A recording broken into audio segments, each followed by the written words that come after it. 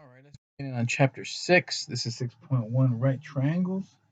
Essentially, how to solve missing parts of a right triangle. So, a right triangle, any triangle has three sides and three angles inside, three interior angles. So, as you look at it, what they'll do is they'll give you three pieces.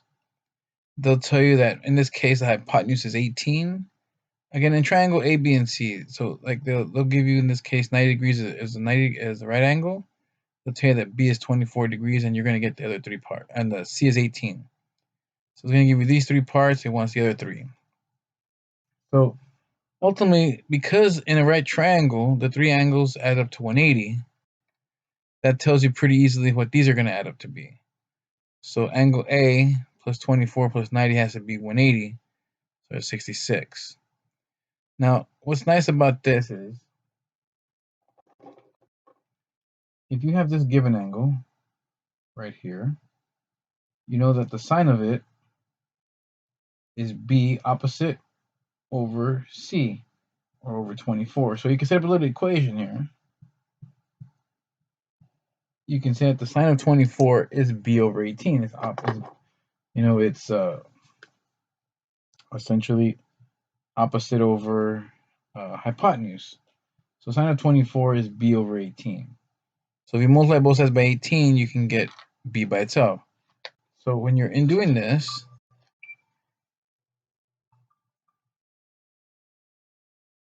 you want to make sure that you're in degrees. So here, let me turn my calculator on. I'm in degrees here. So it's real simple, just 18 times, and there's your sine button, 24.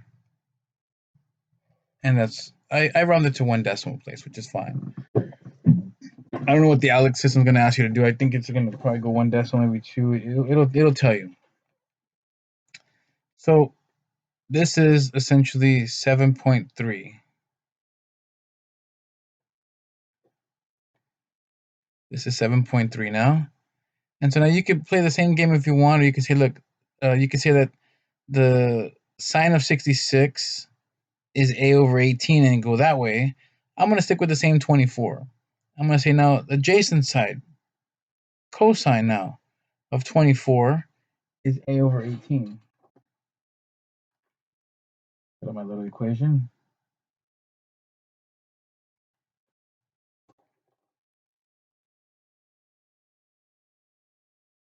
And then now multiply both sides by 18. A is 18 times the cosine of 24. So just very simply, 18 times cosine of 24. And that's 16 and change, 16.4. So that's how you find the three missing parts. That's essentially what it is. Number 2, they're telling you that B is 7, A is 10, and the right angle is 90. So you're looking for C essentially. So again, ultimately, if you wanted to, forget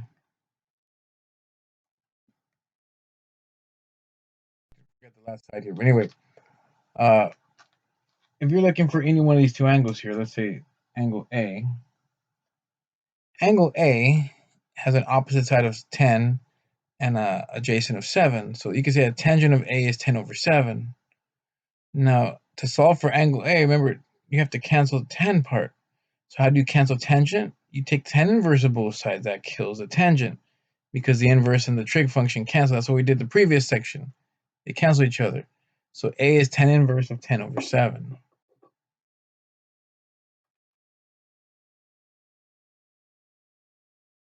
That's kind of small there.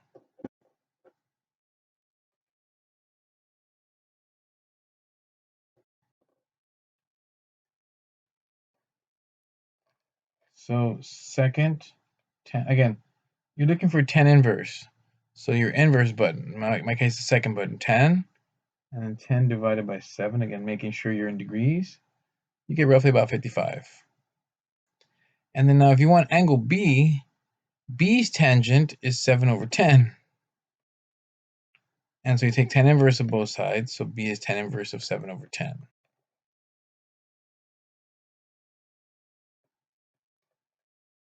About 35.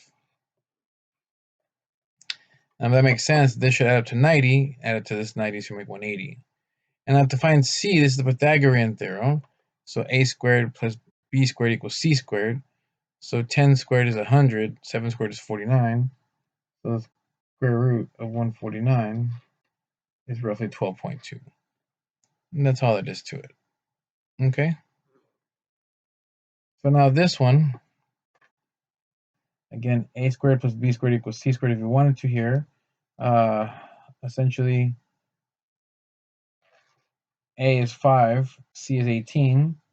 So 18 squared is 324, 5 squared is 25. So you subtract both sides, 25 from both sides.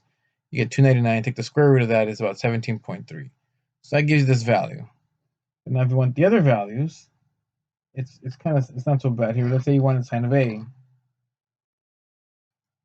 Sine of a is the opposite over hypotenuse. Again, that you have the two pieces here. So sine of a is 5 over 18. Sine inverse of both sides. Take sine inverse of 5 over 18, and you get about 16 degrees. Now, if you want it for b, you can say that cosine of b is 5 over 18, and you could do it kind of like the way we did over here. You could say the cosine of b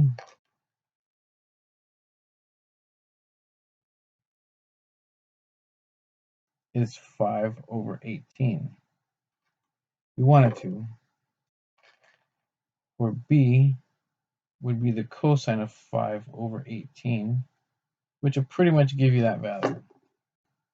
I'm sorry, cosine inverse.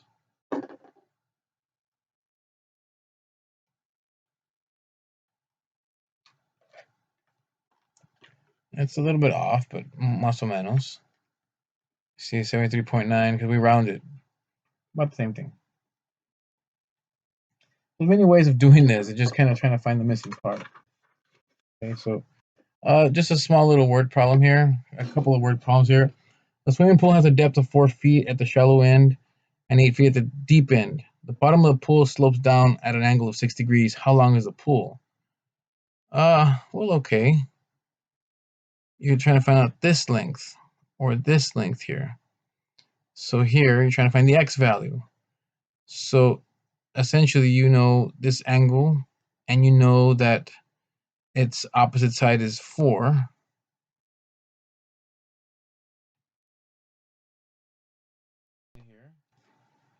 84 opposite and adjacent. So you know the tangent of 84 is x over 4. Opposite over adjacent. So you multiply both sides by 4. X is 4 times the tangent of 84. You put into your calculator, you get about 38 feet. So the pool is about 38 feet long, its length. And then now here, if you have the given triangles in black, it wants you to solve for x and y. So if you know this part and you want to find x, you would say that the sine is opposite over hypotenuse. Sine of 32 is x over 23. Multiply by 23, that will cancel this. And so x is 23 times the sine of 32, and that's how you get your answer. So now that you have this part, you can say that 15's opposite is 12.2, and you're looking for the hypotenuse. So sine of 15, 12.2 over y. Multiply both sides by y to cancel the y's. Trying to get to the y. So here, you're not trying to get rid of just sine and leave 15 by itself. You're trying to get rid of sine of 15. So divided by sine of 15, and essentially you get 12.2 divided by sine of 15. So 12.2 divided by sine 15. Roughly about what? 47 and change. And that's all it's saying to do for x and y here. Now, I approximated here 12.2. So I kind of throw this off a little bit. It won't be exact because if you want to get more exact, you use all the values variables for x. Okay, and that would be essentially 6.1.